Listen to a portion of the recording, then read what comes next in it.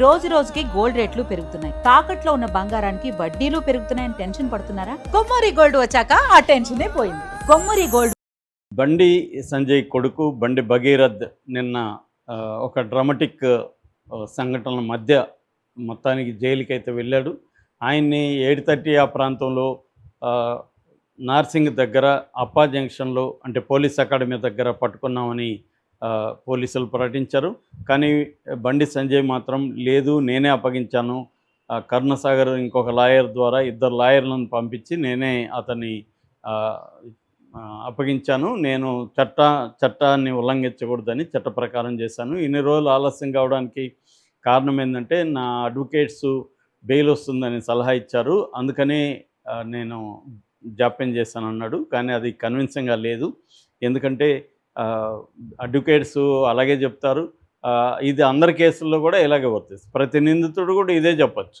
Escape అయిపోయి 10 రోజుల తర్వాత ఇన్ని రోజులు నేనెందుకు రాలేదంటే ఇది కారణమని చెప్పచ్చు.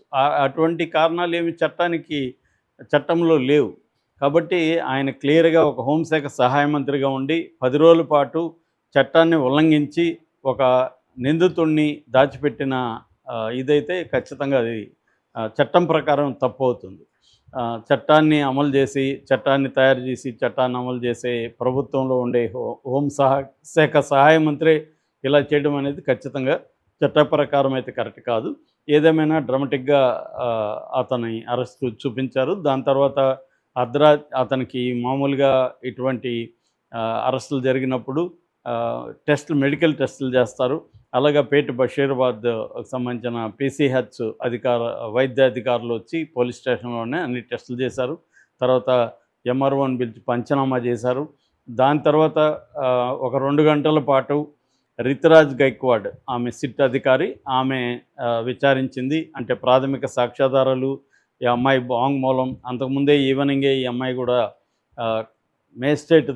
మేడ్చల్ మేజిస్ట్రేట్ దగ్గర వాంగ్మూలం వాళ్ళ తల్లి ఆ అమ్మాయి ఇద్దరు కూడా ఇచ్చారు. సో ఇవన్నీ పెట్టుకొని ఆమె 2 గంటల పాటు అతని వెర్షన్ ఏంటి, అతను ఎందుకు చేశాడు, ఏం చేశాడు అనేది ప్రాథమికంగా అతన్ని అనేక ప్రశ్నలు అడిగి విచారించినట్టుగా తెలుస్తుంది. దాని తర్వాత అర్ధరాత్రి మేజిస్ట్రేట్ ముందు హాజరుపరిచారు. మేజిస్ట్రేటు ఈ నెల 29 వరకు అతన్ని రిమాండ్లో ఉంచాల్సిందిగా ఆదేశించాడు. సో ఇప్పుడు అతన్ని చర్లపల్లి జైల్లో పెట్టినట్టుగా తెలుస్తుంది.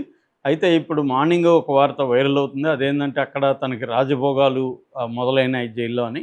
ఖచ్చితంగా అందులో వాస్తవం ఉందా లేదో మనకు తెలియదు, మనం వెరిఫై చేయలేదు. కానీ జనరల్గా అయితే సెలబ్రిటీల పిల్లలు కావచ్చు, సెలబ్రిటీలు కావచ్చు, డబ్బున్న వాళ్ళు కావచ్చు, ఎవరైనా జైల్లో ఉంటే ఖచ్చితంగా వాళ్ళకి వితిన్ ద జైల్లో రాజభోగాలు వచ్చే అవకాశం ఉంది. జనరల్గా ఎలా జరుగుతుంటాయంటే, ఒకటి ఈ పెద్ద జైళ్ళల్లో హాస్పిటల్స్ ఉంటాయి కాబట్టి వీళ్ళు ఏదో కడుపు నొప్పో, కాలు నొప్పో, ఇంకొక నొప్పో, లేకపోతే ఇంకొకటో అని చెప్పి మెడికల్ ప్రాబ్లమ్ని డాక్టర్ దగ్గర రాయించుకొని వాళ్ళు హాస్పిటల్కి వెళ్ళిపోతారు. అక్కడైతే బెడ్స్ ఉంటాయి, వాళ్ళకి యాపిల్స్ లేకపోతే మిల్క్, బ్రెడ్ ఇలాంటివి ఇస్తారు.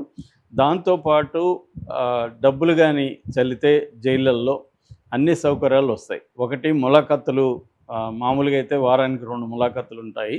కానీ వీళ్ళకి ఇంకా ఎక్కువ ములాఖత్తులు నఫ్సల్గా అలో చేసే అవకాశం ఉంది.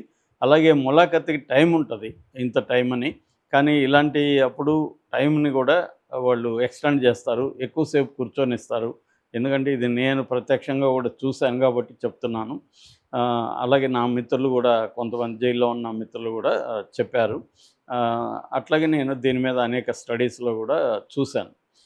సో ములాఖత్తు విషయంలో అలా జరుగుతుంది. అలాగే మామూలుగా అయితే ములాఖత్తు మనం సినిమాలో మీరు చూసుంటారు, ఫెన్సింగ్ ఉంటుంది, దానికి అటు ఇటుగా ఉంటారు. కానీ ఒక్కోసారి ఇలాంటి కేసుల్లో వాళ్ళని దగ్గరగా కూర్చోబెట్టి గంట సేపు మాట్లాడుకోవడానికి కూడా అవకాశం ఇచ్చిన ఇది ఉంది. ఆ మధ్య కూడా నేను చూశాను, చల్లపల్లిలో ఒక ఖైదీని కలవడానికి వెళ్ళినప్పుడు 4 అవర్స్ ములాఖత్తు, 4 అవర్స్ మాట్లాడుకోవడానికి అలో చేశారు. నేను ప్రత్యక్షంగా చూశాను. అలాగా చాలా చోట్ల ఇలాంటివి జరుగుతూ ఉంటాయి. సో ములాఖత్తుకి సంబంధించి ఒకటి. రెండోది ఫుడ్కి సంబంధించి మామూలుగా అయితే జైల్లో అందరి ఖైదీలకి పెట్టే ఫుడ్డే పెడతారు. కానీ ఇటువంటి వీళ్ళకి సంబంధించి ఏంటంటే ఇంట్లో తెచ్చిన ఫుడ్డు ఇండైరెక్ట్గా అలో చేస్తారు. లేకపోతే అక్కడ స్టాఫ్‌కి వండుతారు సపరేట్‌గా ఫుడ్డు. అది నీట్‌గా బావుంటది. ఆ ఫుడ్‌ని కూడా పెడతారు. ఒక్కొక్కసారి ప్యాక్డ్ ఫుడ్డు అంటే ప్యాకేజ్డ్ ఫుడ్ కూడా అలో చేస్తారు. మామూలుగా అయితే బయట ఫుడ్డు వితౌట్ కోర్ట్ పర్మిషన్ అలో చేయరు. ఏదైనా బిస్కెట్లు అలాంటివి ఇస్తే కూడా వాటిని చెక్ చేసి డాక్టరు తర్వాతనే అలో చేస్తారు ఎనీ ఫుడ్. సో ఏది ఇవ్వాలన్నా అక్కడ పర్మిషన్ తీసుకోవాలి. ఎందుకంటే ఇప్పుడు ఇలాంటి వాటిలో క్యాంటీన్స్ ఉంటాయి.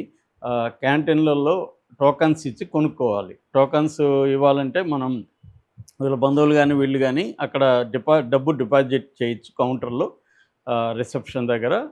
డిపాజిట్ మన అకౌంట్‌లో డబ్బులుంటాయి. ఆ డబ్బులను బట్టి టోకన్స్ ఇస్తారు. ఈ టోకన్స్ క్యాంటీన్‌లో ఇచ్చి క్యాంటీన్‌లో ఏదైనా వస్తువులు సోపు లాంటివి పేస్టు, సోపు ఇలాంటివి కొనుక్కోవచ్చు. లేదా